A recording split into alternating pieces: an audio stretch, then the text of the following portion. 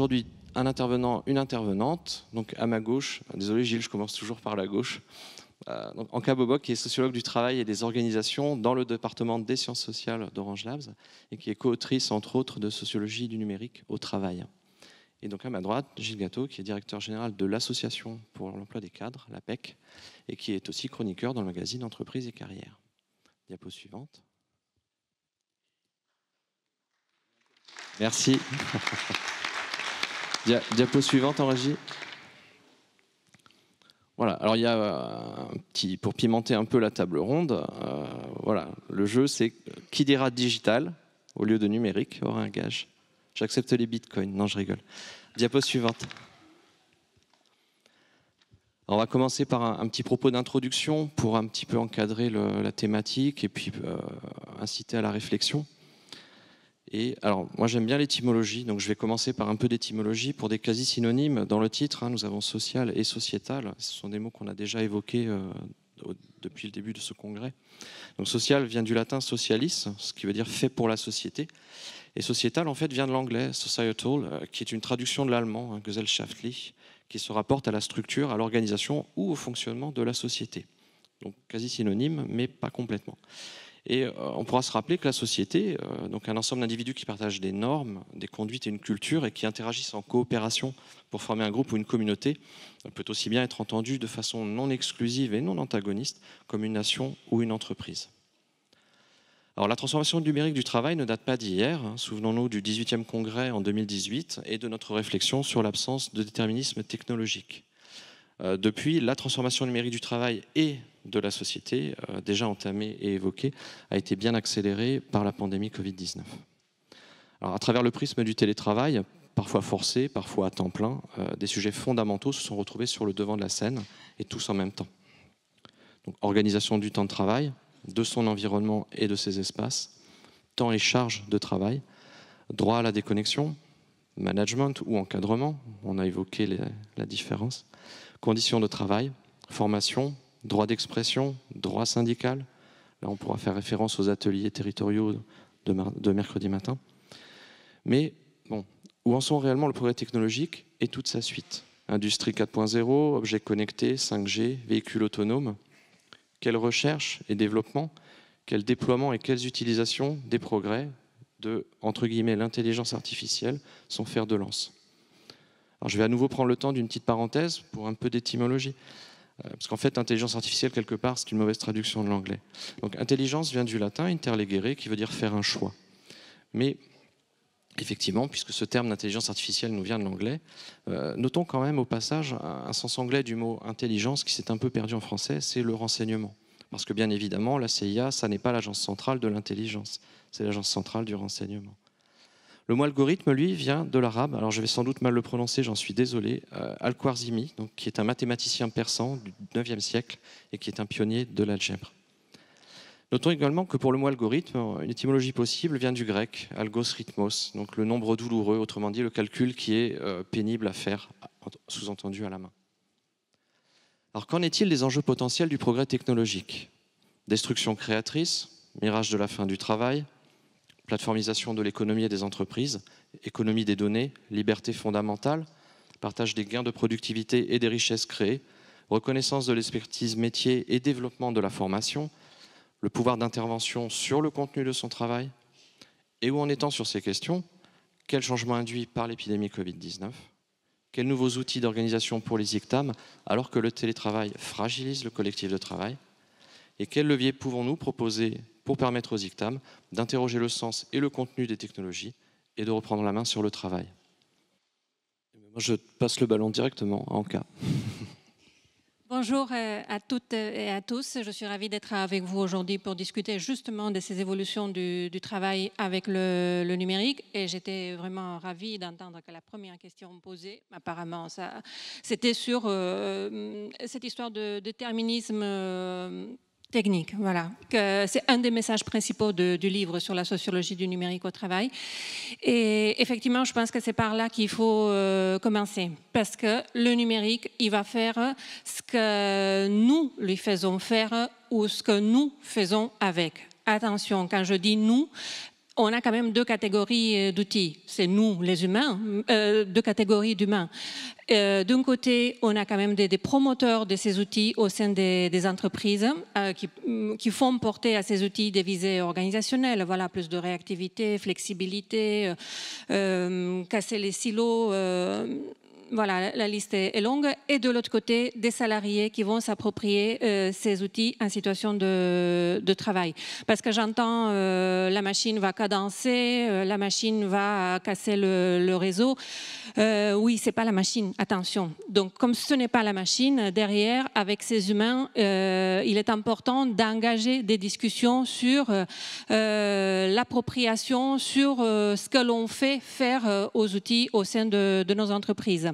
L'appropriation de l'autre côté des salariés, elle va bien sûr dépendre des facteurs individuels, de ce que voilà, nous savons du numérique, de l'expertise qu'on a pu créer par rapport à notre numérique, de l'aisance entre guillemets avec le numérique qui nous vient aussi bien des sphères privées que professionnelles, mais aussi des facteurs collectifs et organisationnels. Et c'est là qu'il y a des leviers pour agir sur cette appropriation des outils au sein de l'entreprise, sur ce que nous faisons faire aux outils et ce que nous faisons avec. Et au centre de ces mécanismes, il y a bien les régulations managériales. Mais avant d'aller par là, donc accompagnement du déploiement en entreprise, bien sûr, il est important de savoir quel est l'intérêt de ces outils, de communiquer autour de l'intérêt de ces outils. Bien sûr qu'il est important, dans un deuxième temps, d'aider à maîtriser les fonctionnalités de l'outil. Mais disons, le plus dur de l'accompagnement du numérique en entreprise, de son déploiement, commence là, une fois qu'on a compris à peu près à quoi ils servent, qu'on a appris à peu près à maîtriser leurs fonctionnalités. Parce que ce qui est important, c'est quand même d'identifier collectivement la valeur ajoutée de ces outils par rapport à des contextes donnés, donc par rapport à des contextes locaux, par rapport à des activités. Donc de discuter collectivement, de co-construire ces usages, de se mettre d'accord sur ce que l'on fait ou on ne fait pas avec ces outils et de travailler cet ajustement entre numérique et activité parce que le numérique voilà, va modeler le travail de la même manière que le travail peut aussi le modeler. Donc aussi ça demande des changements d'activité derrière, il y a des changements à opérer, des moyens à mettre en œuvre. Donc il ne faut pas voir vraiment juste une retombée, une arrivée massive des outils numériques. Ce qu'il faut voir, c'est que cette appropriation des outils et la place qu'on leur donne en entreprise, ça peut se travailler. Donc par rapport les questions étaient vraiment très nombreuses, elles ont pointé des facettes très variées de l'évolution du travail avec le numérique, mais je disais les enjeux du jour, vous avez bien parlé du télétravail, les enjeux du jour, justement comme on assiste à un déploiement plus massif du travail à distance, ben, les outils numériques nous arrivent aussi plus massivement, y compris les outils collaboratifs, et je dirais il y a deux enjeux par rapport à la construction sociale de savoir, parce que ce n'est pas ce qui compte, c'est finalement les liens que l'on arrive à mettre autour de ces outils. C'est pour ça que je parle de construction sociale des savoirs en utilisant ces outils numériques. Pour être plus clair, voilà, c'est pas parce que je vais me former seule avec le numérique que ça y est, je suis formée. Non, je suis formée, j'ai derrière besoin d'échanger avec des collègues par rapport à ce que j'ai vu seule en ligne. Je me forme seule, mais jamais sans les autres. Pareil, je travaille seule, je peux travailler seule en entreprise, mais finalement, jamais sans les autres. Et donc, cette dimension collective dans l'appropriation des outils, elle est très importante, notamment pour les outils collaboratifs. Donc, comme je disais, ça amène à des discussions collectives, que ce soit au niveau des équipes. Et quand je dis équipe, ça peut être équipe projet, équipe fonctionnelle, des collectifs de travail, ou plus globalement au niveau de l'entreprise. Ça amène à des discussions sur cette co-construction des usages, ce que l'on fait ou l'on ne fait pas avec ces outils, qu'est-ce que ça engendre, comment on peut modifier les choses, quelle est la place qu'on donne, comment on agence ces liens autour des outils numériques. Donc un premier enjeu. Et un deuxième enjeu, cet équilibre entre présence et distance. On en a besoin. Tout n'est pas distance, tout n'est pas présence. Il y a des avantages des deux côtés. La présence, le présentiel permet ce caractère non médié, non réfléchi, des échanges qui font que, voilà, mais je te croise, je te dis des choses auxquelles je n'ai pas forcément pensé, mais qui va nous amener à revoir la suite de nos activités ensemble. Le présentiel, c'est aussi le corps. Donc, le corps, c'est un vecteur d'affectivité. Or, c'est sur cette présence psycho-affective que repose ensuite une présence cognitive, le fait d'arriver à travailler ensemble, même à distance. Les échanges à distance arrivent souvent en prolongement des échanges en présentiel, sont vraiment la suite de ces échanges-là. Pareil, et on l'a vu très bien pendant le confinement, il n'y a que le présentiel qui nous permet vraiment des échanges informels. Qu'est-ce qu'on a vu pendant le confinement? Qu'on est rentré dans des tunnels des réunions. Pourquoi? Parce qu'on avait nos réunions formelles, sauf pendant lesquelles on n'arrivait pas à vraiment s'accorder. Voilà, il n'y a plus le regard vers l'un et l'autre pour acquiescer. Il n'y a pas le fait que je me tourne et je vais dire deux mots à mon voisin, pareil, pour nous accorder par rapport à ce qu'on va dire. Donc, qu'est-ce qu'on fait? On débriefe et on rajoute des réunions de débriefing. Donc, voilà, ce manque d'échange informel, elle est plus difficile aussi à faire par le numérique. Je vous parle des avantages du présentiel, mais quand même, et on l'a dit aussi ce matin, des avantages de la distance. On parlait de l'interruption, de la réduction des interruptions. Par exemple, la distance permet aussi d'introduire un temps de latence.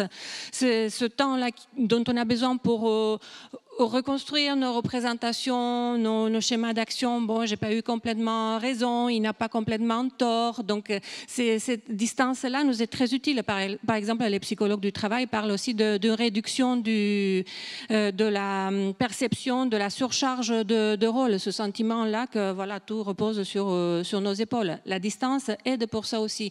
Donc, deuxième enjeu très important par rapport à ce développement du travail à distance et aux outils numériques qui va avec, c'est l'équilibre entre présence et distance en permanence, mais souplesse, disons, dans ces équilibres-là, toujours en fonction de l'activité, du contexte, des interlocuteurs à un moment donné. Donc, dimension collective dans l'organisation, dans l'appropriation des outils et équilibre entre présence et distance. Comme je disais, ça se joue à plusieurs niveaux au sein de l'entreprise. Il y a le niveau collectif, il y a le niveau organisationnel. Au niveau collectif, les managers jouent un rôle très important et on l'a vu pendant le confinement. Voilà, ils peuvent mettre en discussion le travail, les activités, en train de les faire, de se remettre d'accord collectivement au niveau de l'équipe sur OK, on se réorganise, ce qui permet aussi à d'autres éventuellement de travailler à distance. Et donc s'appuyer aussi sur ces routines qui ont été, entre guillemets, cassées pendant le confinement pour peut-être aller plus loin dans la réorganisation du travail avec le numérique. Et derrière, les managers ont bien sûr un rôle de communication, de cohésion au sein de l'équipe, faire circuler quand même cette information-là, ne pas avoir l'impression que ceux qui sont en présentiel auront plus d'informations que ceux qui sont à distance, que ceux qui sont à distance loupent des opportunités. Et aussi la reconnaissance des personnes qui sont à distance, voilà, pour lesquelles c'est peut-être un peu plus difficile, donc un soutien d'estime de la part des managers, et aussi un soutien émotionnel dans le sens où ils gèrent aussi des tensions qui peuvent intervenir avec ces travailleurs parfois à distance, parfois en présentiel. Donc un rôle des régulations managériales qui est très important par rapport à ce développement du travail à distance et par rapport au développement des outils. Peut-être dire un mot sur l'IA. Oui, l'IA nous change aussi beaucoup de choses. Donc, on est dans des processus d'automatisation, de dématérialisation, de désintermédiation avec le numérique au niveau des outils. Et l'IA passe partout sur les trois processus. Non, l'IA ne remplace pas l'humain, mais c'est à nouveau cette manière de remettre des liens sociaux autour autour de la machine, autour de ce qu'elle fait. Ça a été dit, pour qu'un algorithme IA fonctionne correctement, déjà on a besoin d'une très bonne qualité des données. Qui c'est qui va rentrer ces données? Qui c'est qui va s'assurer que ces données sont bien rentrées pour l'algorithme qui est en train dont l'algorithme a besoin? Ensuite, l'IA, qu'est-ce qu'elle va faire? Elle va faire des liens entre ce qu'on déclare et dans l'algorithme et des dictionnaires. Et ce rapprochement-là, c'est aussi un choix politique dans lequel l'humain a son rôle à jouer. Il y a une gouvernance aussi de ce côté-là. Mais juste pour dire, voilà, parce que Mathieu me dit de m'arrêter, que l'humain, en fait, a besoin d'être partout dans tout ce qui se joue avec le numérique, y compris avec l'IA. Bon, je m'arrête là. Merci Anka. Je suis vraiment désolé, on pourrait en parler toute la journée, mais malheureusement, on n'a pas cette latitude. Gilles, je vous passe la parole. Merci, et merci de votre invitation. On a parlé de travail, moi je vais parler aussi un petit peu d'emploi, et puis peut-être un peu de l'APEC aussi, parce que ça vous concerne. C'est un outil qui vous appartient, qui appartient aux partenaires sociaux qui l'ont créé, qui produit beaucoup d'études de données intéressantes, y compris sur les sujets qui sont en débat à l'instant et d'autres. Donc je vous invite vraiment à consulter le site de l'APEC pour prendre connaissance de ces études intéressantes qu'on produit une trentaine chaque année, qui alimentent finalement la connaissance et le débat social aussi sur les enjeux de l'emploi cadre. Il y a beaucoup de sujets que vous avez évoqués. Alors, mon point de vue du côté APEC est plus sur les cadres du secteur privé, les 4 millions de cadres qui travaillent dans les entreprises privées. Il y a certainement des problématiques proches, mais pas forcément identiques dans les entreprises publiques ou dans les services publics dont beaucoup d'entre vous ont parlé dans leurs interventions. D'abord, sur l'emploi, c'est vrai que la numérisation et l'automatisation de beaucoup de tâches a détruit des emplois, et en particulier des emplois d'exécution dans tous les pays développés, en France aussi, au long de ces dernières décennies, et ce mouvement est sans doute pas complètement terminé. En revanche, nous n'avons pas, ou pas encore, je ne sais pas, mais en tout cas, il n'y a pas de ralentissement d'une dynamique de création d'emplois très forte concernant les cadres. On avait 2 millions de cadres en France il y a 30 ans, il y en a 4 millions aujourd'hui, je parle bien dans le secteur privé. C'est un doublement en seulement 30 ans, et la dynamique de création d'emplois hautement qualifiés, d'emplois cadres, ou de haute maîtrise, continue d'être très fort. Pour la première fois, vous avez sûrement noté ça l'année dernière, en 2020, l'INSEE, en publiant ces données sur les qualifications d'emploi, pour la première fois en 2020, il y a plus de cadres en France que d'ouvriers. Donc cette dynamique-là, qui existe dans les entreprises et qui se consolide à l'échelle, on va dire, macroéconomique, elle se poursuit. Il y a bien sûr le trou d'air de la crise que nous avons traversée en 2020 et début 2021. Mais depuis l'été 2021, nous sommes aujourd'hui sur une dynamique de création d'emplois cadres et d'embauche cadres, avec forcément un effet de rattrapage qui fait qu'il est même aujourd'hui supérieur à ce qu'il était dans l'avant-crise en 2019, qui était pourtant une année record avec 290 000 embauches de cadres cette année-là. On ne sera pas à ce chiffre évidemment en 2021, mais en 2022, on est sur une dynamique, si elle se poursuit, qui probablement battra ce record. Donc, du point de vue de la création d'emplois, on a un mouvement qui ne tient pas qu'au numérique, mais qui est certainement alimenté aussi de ce côté-là. Et on n'a pas, à travers l'intelligence artificielle, de vagues fortes aujourd'hui, en tout cas, de remplacement finalement des emplois qui conduirait à un solde négatif. Le solde reste toujours très, très positif.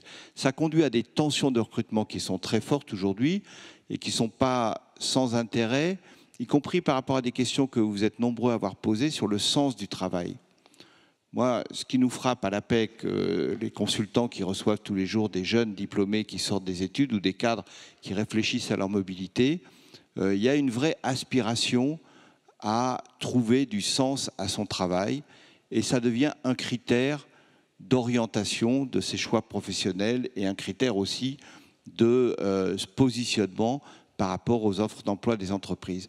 Et ça, je pense que les entreprises ne vont pas pouvoir ignorer ce mouvement qui est très fort parce qu'aujourd'hui, la vraie difficulté pour beaucoup d'entre elles, c'est de trouver et d'attirer les compétences dont elles ont besoin. Et on ne peut pas attirer des compétences sans répondre à des aspirations. C'est vrai sur le terrain de la responsabilité sociale environnementale, c'est vrai aussi sur le terrain du sens même du travail. Donc je serais peut-être un peu moins pessimiste que peut-être certaines interventions sur le fait qu'il y a une forme de rapport de force dans la société, dans des contradictions qui traversent la société, qui fait que les employeurs, pour trouver demain les compétences dont elles ont besoin, devront répondre à certaines aspirations. Idem sur le télétravail. Alors c'est un sujet intéressant et je sais combien il est compliqué pour des organisations syndicales, parce qu'il faut, plusieurs d'entre vous en ont témoigné, il faut à la fois se positionner par rapport aux aspirations des salariés qui sont très massivement favorables au maintien d'un haut niveau de télétravail, certainement pas le télétravail forcé à 100% qu'on a subi pendant les phases de confinement, mais certainement pas non plus le retour à l'avant. Il n'y aura pas de retour à l'avant de ce point de vue-là. Et ça, c'est un changement de donne assez radical dans l'organisation du travail que les cadres subissent doublement, si je puis dire. Ils sont concernés en tant que salariés, sur lesquels ils ont à se positionner par rapport à cette problématique du télétravail, dans une forme de décision individuelle et volontaire. Et ils ont en même temps à le manager en tant que manager d'équipe. Qu'est-ce que ça veut dire, manager à distance des équipes? C'est plus tout à fait le même sujet que celui qu'on vivait jusqu'à présent. Et là, comme souvent en matière de management, il y a des modes, il y a des tendances. C'est aussi un business. Plusieurs d'entre vous qui travaillent dans des sociétés de conseil en ont aussi quelque part témoigné. Et on voit bien qu'on a des entreprises qui voient dans le télétravail une opportunité pour effectivement faire disparaître un poste de coût dans l'entreprise qui s'appelle des locaux. D'autres entreprises, à l'inverse, qui sont très réticentes ou résistantes à l'idée d'un télétravail et qui vont plutôt aller vers des accords moins disants ou peu disants par rapport au télétravail. Et puis, entre les deux, il y a tout un espace de négociation qui est évidemment intéressant pour faire en sorte qu'on trouve les conditions de maintien d'un vrai collectif de travail, de relations humaines pour toutes les raisons que Anka vient d'expliquer, qui sont fondamentales dans le travail, à la fois pour l'épanouissement personnel, mais aussi pour l'efficacité de l'entreprise, parce que c'est quand même ça aussi qui est en jeu et qui risque demain d'être gravement menacé dans des entreprises qui considèrent que le collectif, ça n'existe pas et que finalement un ensemble disséminé suffira. Ça va faire naître de nouvelles questions. Je pense qu'on ne les a pas encore vues. Je pense que c'est devant nous, ces questions-là, sur la dissociation entre l'endroit où on travaille et l'endroit où on vit. Nous, dans les centres APEC, on rencontre de plus en plus de cadres, notamment franciliens, qui aspirent finalement, après l'expérience un peu singulière qu'on a vécue depuis un peu plus d'un an, à une vie différente, qui viennent dans toutes ces villes en région qui peuvent avoir beaucoup d'attractivité, notamment sur le littoral, et qui, pour certaines, vont maintenir le lien avec leur entreprise à Paris en faisant simplement un aller-retour hebdomadaire ou tous les 15 jours et en travaillant essentiellement à domicile ou dans des tiers-lieux qui vont évidemment se développer massivement. La tendance, pour le coup, aux États-Unis, vous allez à New York, il y a des tiers-lieux absolument partout. C'est devenu un mode quasi ordinaire de travail avec toutes les questions que ça pose sur le collectif de travail et sur les conditions et l'ergonomie de travail. Mais donc ce phénomène qui va se développer, qui se développe déjà, on le voit, de mobilité et de dissociation de l'endroit où j'habite et l'endroit où je travaille, va poser des questions nouvelles. J'étais l'autre jour dans le centre d'Annecy, à Pec. Ils ont évidemment des entreprises de l'autre côté de la frontière, dans le Genevois suisse, qui ont de gros besoins de compétences. Il y a déjà beaucoup de travailleurs frontaliers qui font la transhumance quotidienne. Un des freins au développement ou à l'attraction, c'est justement ces flux de transhumance quotidienne qui sont très longues et compliquées en termes de transport. Et ce que me disaient les consultantes APEC là, c'est que voilà, on a aujourd'hui des entreprises suisses qui proposent des contrats en 100% télétravail pour des travailleurs habitants en Haute-Savoie qui n'auront plus qu'exceptionnellement à faire le trajet pour aller bosser là. Donc ça inquiète beaucoup le tissu industriel de Haute-Savoie qui risque de voir aspirer finalement les compétences dont on a besoin pour faire fonctionner ces entreprises du côté suisse, avec les salaires suisses évidemment sur lesquels elles ne peuvent pas s'aligner. Et ça va poser des questions, j'ai vu avec intérêt dans vos documents de congrès que vous posiez des questions sur le financement de la protection sociale. Là, typiquement, c'est des sujets qui vont se poser parce qu'un frontalier, on sait ce que c'est, hein, quelqu'un qui fait la transhumance quotidienne. Un expatrié, on sait ce que c'est. Mais un travailleur qui vit en France et qui travaille pour une entreprise suisse, on ne sait pas trop ce que c'est. Alors on a des règles en matière de sécurité sociale qui s'appliquent, mais c'est des règles qui ont été inventées avant que des situations comme celle-là n'explosent et ne se banalisent totalement comme une modalité ordinaire de travail. Donc on va avoir tout un tas de questions nouvelles qui pour moi sont devant nous à travers la pratique du télétravail et qui sont aussi lourdes de conséquences dans beaucoup d'autres domaines. Un mot peut-être sur l'intelligence artificielle aussi, si je peux. Beaucoup d'entre vous l'ont souligné, je trouve, avec beaucoup de justesse.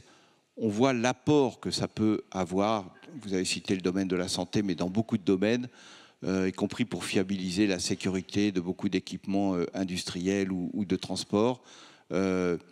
On voit bien les progrès, et c'est bien comme ça d'ailleurs que vous posez la question, un progrès technologique. La question de savoir comment il s'accompagne ou il génère un progrès humain, social, sociétal est bien une question centrale. Là aussi, je ne suis peut-être pas définitivement pessimiste là-dessus.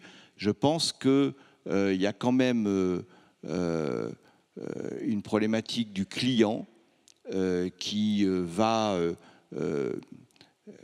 continuer de réclamer de l'humain pour peu que ce choix lui soit donné et qu'il puisse exprimer ce choix.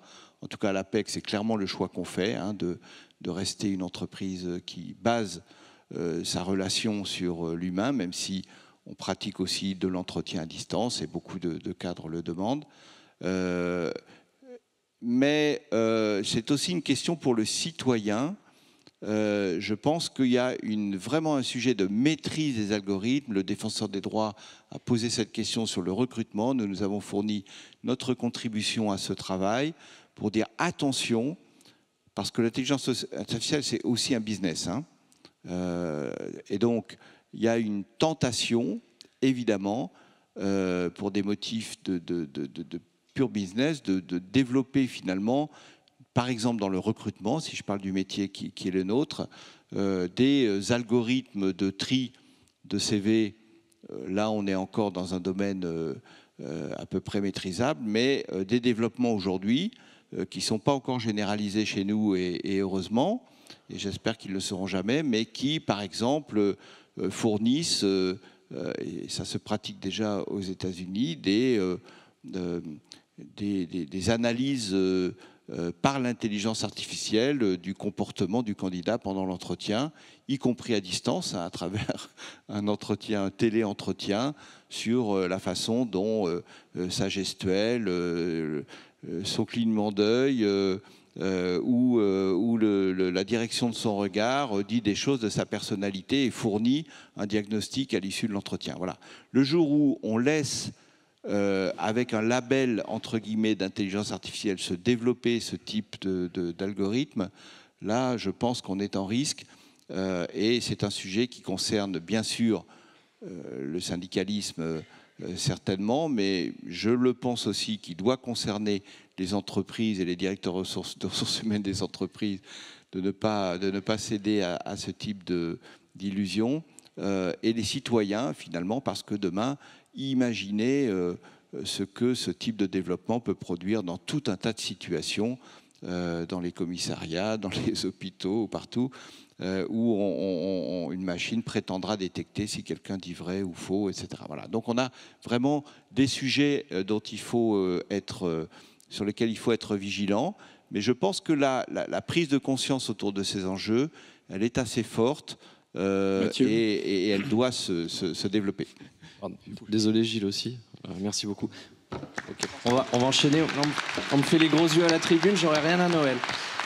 Slide suivante, s'il vous plaît, à la régie. Voilà. Très rapidement, bibliographie, parce que c'est important. On part de la droite.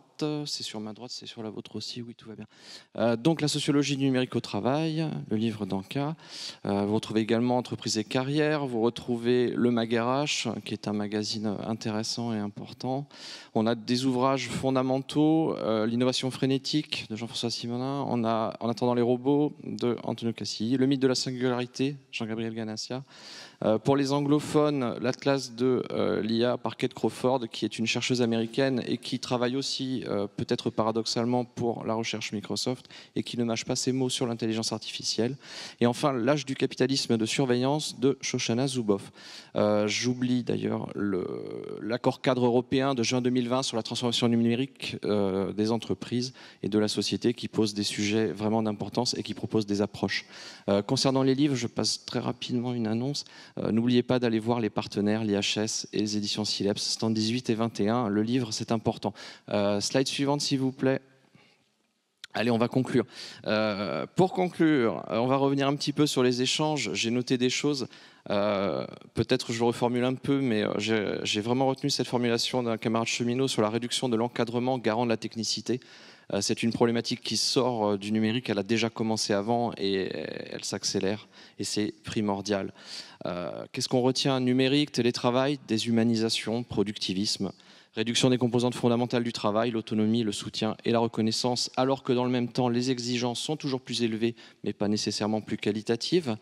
Impact sur les services publics, notamment santé, transport et logement, et la question de l'électronisme, à la fois côté agent, salarié, mais aussi du côté du public. Mais néanmoins, il n'y a pas de déterminisme technologique. Je vais me faire un peu l'avocat du numérique et du télétravail. Ce n'est pas de leur faute si on en fait n'importe quoi, n'importe comment. La grande question, et Ranja, tu l'as posée, elle reste toujours d'adapter le travail à l'humain et non l'humain au travail. Il y a également la question du galvaudage et du dévoiement de la technologie, notamment de l'IA, et évidemment à des fins de marchandisation des données personnelles et entre autres des données de santé qui sont des données sensibles. Également les questions environnementales avec le marché vert qu'on a déjà évoqué. Et je terminerai pour cette synthèse sur la formation continue, la qualification, l'évolution professionnelle. Évidemment, on risque de se retrouver avec des métiers dont on va dire le niveau de démarrage est plus élevé et avec un besoin de double compétence, à la fois métier et à la fois numérique. Alors, vraiment pour conclure, t'exagères. Oui, je sais, j'adore ça. Donc pour transformer le progrès technologique en progrès social et sociétal, nous voulons utiliser la transformation numérique et ses potentialités malgré tout inédites. Donc pour développer l'emploi qualifié et diminuer la charge et le temps de travail, en protégeant et développant l'emploi, en libérant du travail répétitif et fastidieux. Il faut également développer la formation, reconnaître les qualifications, garantir l'égalité, en favorisant l'accès de tous et de toutes à la formation professionnelle, en réservant une partie des gains de productivité à la formation professionnelle, en renforçant la formation sur le terrain, en reconnaissant mieux les qualifications et les compétences nouvelles. Il faut changer le management et concevoir les évolutions avec toutes les parties prenantes, en transformant le management pour plus d'autonomie, plus de collectif, plus de sens de travail, en garantissant un droit d'alerte, d'expression et de propositions alternatives, en associant les utilisateurs aux nouvelles organisations du travail. Il faut garantir la santé au travail et l'équilibre entre vie privée et vie professionnelle, en instaurant un droit à la déconnexion effectif, en réglementant et encadrant l'utilisation du forfait jour, en renforçant la réglementation et l'encadrement du télétravail. Il faut développer les droits collectifs, la coopération et notre modèle social, en créant une présomption de salariat pour tous les travailleurs qui ont un lien de subordination, en réformant la fiscalité des entreprises et en taxant la valeur là où elle est produite, en renforçant le droit d'information sur la chaîne de production entre les donneurs d'ordre et les sous-traitants, en traçant les conditions sociales et environnementales de fabrication. Il faut développer les droits, garantir les libertés, en régulant davantage et mieux l'usage des données personnelles, en encadrant la géolocalisation, en libérant les données de la recherche publique ou subventionnée, en taxant l'utilisation commerciale des données, en favorisant l'utilisation des logiciels libres, en garantissant la liberté d'expression et les libertés syndicales, quel que soit le médium. Alors, à l'heure où il est révélé que les ingénieurs de Facebook ne comprennent plus ou mal ce que font leurs propres algorithmes, et c'est tout à fait normal puisqu'ils sont entravés et limités dans leur travail, malgré leurs compétences, il n'est plus que jamais important de s'interroger sur la finalité de subordonner ou remplacer l'humain par une IA qui n'est ni intelligente ni artificielle, et qui n'est pas seulement une technologie, mais également une pratique sociale et un instrument de pouvoir. Les systèmes non humains ne sont pas équivalents à l'esprit humain, et l'intelligence, la vraie, n'est pas indépendante de tout, que ce soit le social, le culturel, l'histoire ou le politique. L'IA peut être un atout pour proposer des corrélations, mais il doit rester à l'humain d'établir les causalités. L'IA doit rester un outil au service d'eux, et pas devenir le service lui-même. Donc, quels que soient les progrès technologiques, nous aurons toujours besoin du travail humain qui continuera à jouer un rôle central dans la société. Donner du sens au progrès technologique, c'est gagner un travail réellement humain, car émancipateur, centré sur le relationnel, et tout ce qui fait la richesse du travail réel par rapport au travail prescrit, avec des gains de productivité investis dans la recherche et le développement, la réduction du temps de travail et l'accès à la formation. Bref, un monde meilleur et pas le meilleur des mondes. Je vous remercie. Merci Mathieu.